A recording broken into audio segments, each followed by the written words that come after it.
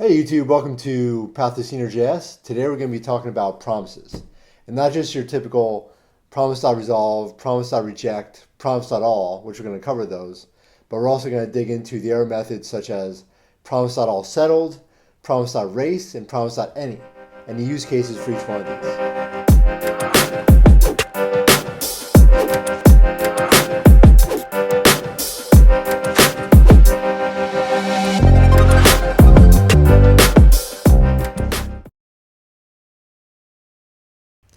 Okay, so now we're going to go over real quick the junior style dev for promises. There's going to be how to create a promise, how to construct a promise, how to resolve or reject a promise, and then how to actually consume these promises via .then. We're going to step into the more advanced version of that next called async await. But for now, it's just going to be the normal vanilla way of calling promises and consuming them. So first, we're just going to construct a new promise, and we're going to name it call1. And from here, we're just going to make a new promise, calling a new promise constructor. And we're going to pass it two arguments, res and reject. Res for resolve, reg for reject. And then we're going to pass an arrow function, which in this case, and you'll see this all over the place, we're going to mimic a AJAX request or an HTTP request using setTimeout. Reason is because obviously requests take some time, so we're just going to mimic these with 1 second, 2 seconds, 3 seconds, so on. In this case, it's going to be 1,000 milliseconds, which converts to 1 second. And this is going to return just a console.log, call1 returned. And we're going to do this 2 more times to consume multiple requests or multiple promises. And if you look at the third one, this one's called call3 rejected. The other two are going to resolve, meaning they're going to accept and actually resolve the promise without any error. And we're going to force reject the third one by passing in reject instead of the resolve. And this will reject that promise, in this case 5 seconds, and just return call3 rejected. Now we're going to consume all 3 of these promises.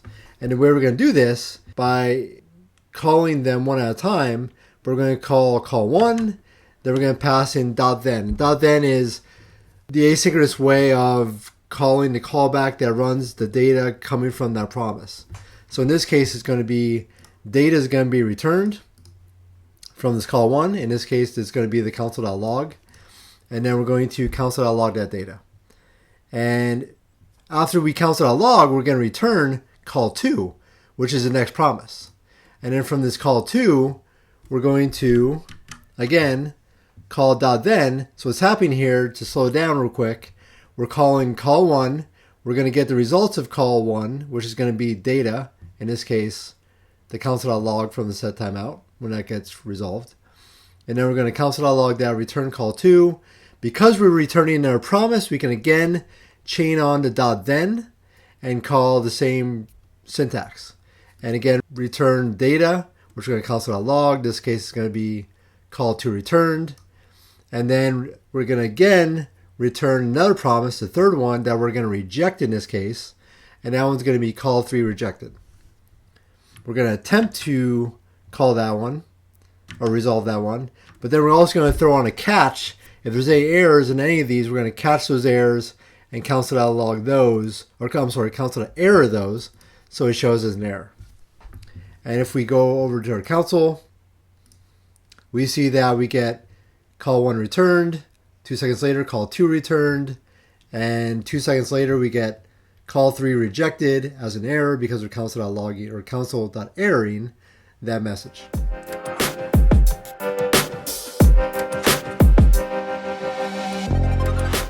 Now we're going to move on to the more advanced way of doing this using async await. Think about it as we're able to get away from chaining the .thens together and instead return the values right to variables that we construct in line. So if you take a look at this, we're going to use the keyword async before we actually do the function declaration. In this case, we're going to do async function, tell it to be asynchronous, and we're going to just call it use async. Easy. we're going to create a variable called const data1. This is going to absorb the data from the first promise. And the way we do this without using .then is to go ahead and await the actual promise, which is call1. And it's as easy as that. Instead of doing call1.then and then pass in the argument and then use that argument to grab the data, or instead it's a very cleaner, shorter syntax of await call1, and that gets dumped right into the variable data1. And we're going to console.log that. We're going to make another one for call2, data2 await call2, console.log that. And then a third one, data3, we're going to await call3 rejected. In this case, we're going to do .catch on the end of that to be able to catch that error. And we're going to console.log data3. And let's see how this works. So we go back over to console, call1 returned, call2 returned, and again, call3 rejected. The same outcome, a different way, a little bit cleaner. If you check out the syntax from before, instead of chaining different things together, you can kind of keep them out of being nested and keep them in variables. And this will not run, and this is asynchronous code, so that this will not move on to this code here until this one is actually complete. So it's a way to almost put like breakpoints in your code and say, wait for this, literally await this, and then once this gets returned and we have this data, now we move on. So, and you can tell that because if we did console.log, if it didn't wait for that data, data1 would be undefined. So that's a quick recap on how to use async await. And from here, we're going to move on to some of the more advanced promise methods.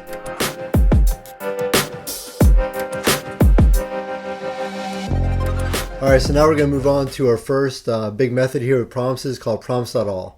You may have heard of this one. This one's pretty common. This is a way to, if you want to take multiple promises, in this case, we're going to have call1, call2. We're going to worry about call3 rejected in a few minutes. But right now, we just have call1 and call2. Let's say instead of calling 1, wait for that one to resolve, and then call 2, wait for that one to resolve. In this case, we want to run both of them in parallel at the same time. It doesn't matter if call 1 is going to take a second, call 2, 3 seconds. We're going to get all the information back from both of these promises at the same time when both of these resolve. So in this case, it should be 3 seconds because it's not going to add these up. It's not going to be 4 seconds. It's going to be 3 seconds because that's the longest one. So at first, what we're going to do is create our variable. In this case, we'll call it consume parallel. And we're going to make another async function. And in this async function, we're going to create two variables. In this case, we're going to deconstruct two variables. One's going to be results1, results2, and this will make more sense here in a second. And then from here, we're going to await promise.all. And we're going to pass that in an array of the two promises that we have created. So call 1 and call 2. And you can see those are wrapped in brackets for an array. And what's going to happen here is because we have two promises being passed in the array, we can deconstruct these in two variables. Call 1 results will now go into results1. Call 2 results will now go into results2. So we can see this in action. We'll console.log results1, results2.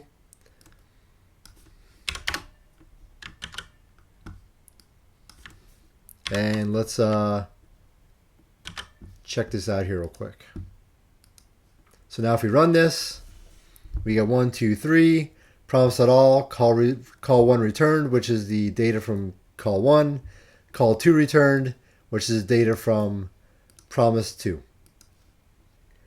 Interesting thing about promise.all is if you have 1, 2, or more, let's say 10 promises that you are calling or trying to resolve or reject, if one of those promises rejects, you will not get any of the data except you will just get the rejection, that error. So that's one thing to keep in mind. So that's why I wanted to kind of separate this. So now if we go back, let's put call 3 rejected back. Let's go back down here, put results 3. But the way we're going to call this now is to catch errors.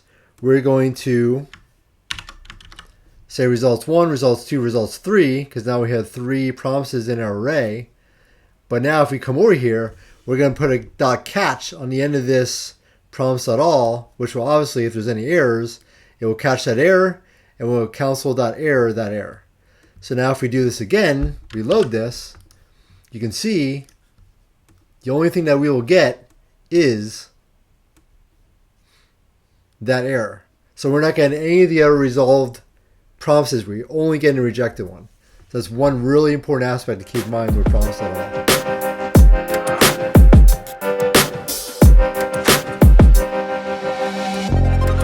Alright guys, now we're going to move on to promise.all settled. So a big difference between promise.all settled and promise.all is that with promise.all, if there's even one rejection, it's going to reject right away, and that's going to be the outcome for the whole promise.all. In the case of promise.all settled, it doesn't matter if it's rejected or resolved, it's going to resolve and reject all of them and then get that data back at the end. So it's not just going to stop at the rejection like promise.all did. A good use case for this one is, I haven't found a lot, but a good one, a common one, is that if you're trying to remove a loader from a screen, this could be a good one for that, because it's going to wait for everything to kind of happen, no matter if it rejects or resolves. So let's create a variable. We'll call it like consume settled. In this case, we're going to use a non-async await. We'll go back and use the regular way of doing this, just for something different. And we're going to call promise.all settled, and inside that, just like promise.all, we're going to pass in an array of our promises. Call 1, call 2, call 3 rejected. And on top of that, we're going to do .then, because we're not using async await. So that's going to give us all the data, promise.results, and we're going to console.log those results. So one thing to notice over here is that it's just not going to dump the data in this. It is going to dump the data, but it's going to be a different data structure. So let's see what happens here. And we're going to catch any errors.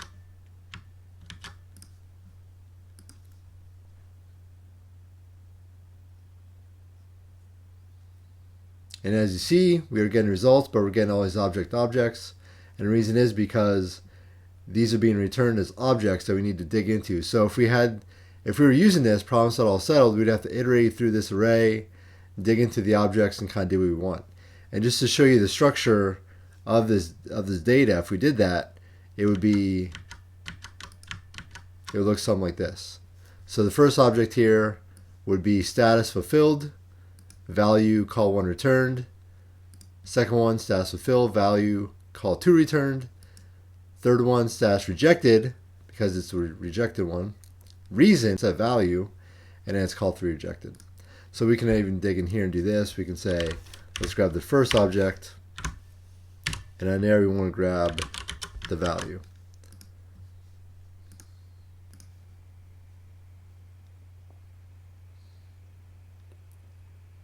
And there you can see we're digging into the first object being returned and grabbing that value.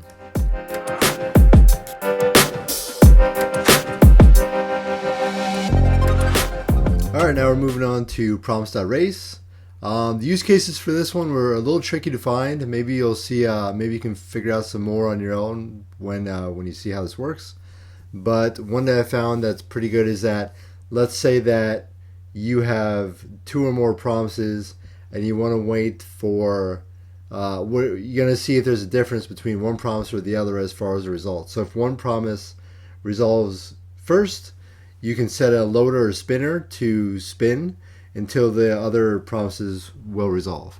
And because that way you'll wait for all the data to come back before presenting that to the user or whatever you're going to do with it. So that's a good use case that I saw. But maybe that'll make a little bit more sense once we figure out here what's going on. So let's create a variable, raise promises. We're going to do a sync function again, an arrow function. We're going to create another variable called first done. We're going to await promise.race. Again, we're using the same structure, array, pass it in with 2 promises. As you can see here, as you can probably imagine, we're going to pick the first one that gets resolved or rejected is going to go into first done. So if we console.log the results and we run this, I'm expecting to see call 1 because call 1 is 1 second, call 2 is 3 seconds. Let's go look at that in the browser. Call 1 returned. And just to prove that this is how it works, we're going to go up and change call 2, or actually call 1, to be 4 seconds. And now when we go back over, the call 2 is going to return first, and we should see those results. And there you go. So probably won't be using this one a ton, but it's good to know that it's there. It's pretty simple to use, and I'm sure there's some really good use cases for this one.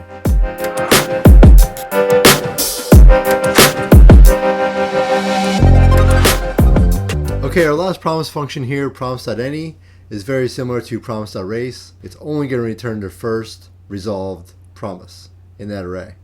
So we check this out here. It's going to be very similar again to promise.race, but as we'll do an async function again. We'll do first done again because it will return the first done that's resolved. We'll do await, promise.any. We'll pass in again an array of the 3 promises. In this case, we're going to also include call 3 rejected, just so we can prove that it will not return this one, even though it's one of the first ones that gets rejected. And we'll call console.log results, call this function. And I'm going through this pretty quick, guys, just because it's the same syntax pretty much of promise.race. So I just don't want to bore you with the reading the code over again. The only thing that really changed here is promise.any, and we included call 3 rejected. So if we run this right now, we should see the first resolved promise, which in this case is call 1 returned. But if we take this to prove that it's going to be only the resolved one, let's change this one to 4 seconds. And now we're going to see, we should see call or promise 2 or call 2 returned. Yep.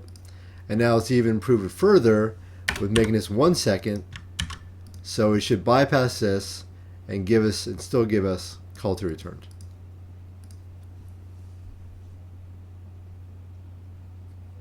And there you go.